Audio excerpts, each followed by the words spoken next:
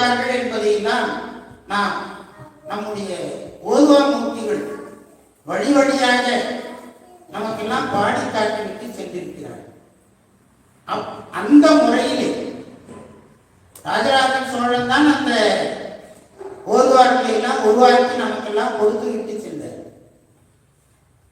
இந்த ஓதுவார்கள் மட்டும் பாடினால் போதாது என்று ராஜராஜ சோழனுடைய காலத்திலே இதற்கு இசையை கூட்டி வைக்க வேண்டும் என்பதற்காக மதங்க சூளாமணி என்கின்ற அம்மையாரை அவருடைய அரசவைக்கு அழைத்து வந்து இந்த பாடல்களுக்கெல்லாம் இசையை கூட்டி பாடுவதற்காக ராஜராஜ சோழன் நியமித்தார். அதன் பிறகு எல்லாருக்கும் தெரியும், விஞ்ஞான சம்பந்த காலத்துல திருநீலகண்ட யாழ்ப்பாணர் அவர் கூடவே இருந்து எல்லா பதியங்களுக்கும் அந்த யாழினை வாசித்து வாசித்து அவர் நமக்கெல்லாம் சிறப்பு செய்தார். அப்ப அதெல்லாம் யார் பாடுறதில்லை. ஏன் பாடுறதில்லை? பாட தெரியல. அதுக்கு இறைவனுடைய அருள் இல்லை.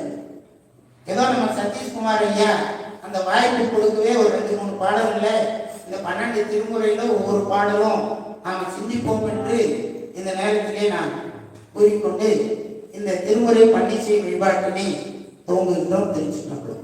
முதலாவதாக 24 பண்களிலே அமைந்த ஒவ்வொரு பண்ணாக நாம் பாடுகின்ற பொழுது நட்டப்பாடை என்கின்ற பண்ணிலே அமைந்த கம்பீர நாட்டை என்று சொல்லக்கூடிய ராகத்திலே அமைந்த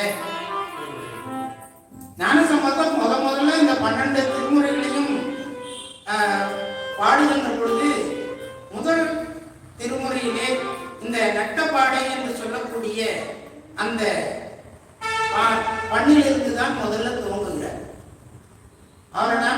அவரை மீறி நாம் நடுவில் எல்லாம் போய் எந்த பண்ணியும் நாம பாடக்கூடாது என்கின்ற முறையில நாம அந்த முதல்ல நட்டப்பாடை கம்பீர நாட்டை என்கின்ற ராகத்திலே அமைந்த பாடலை நம்ம கொடுக்கிறோம்.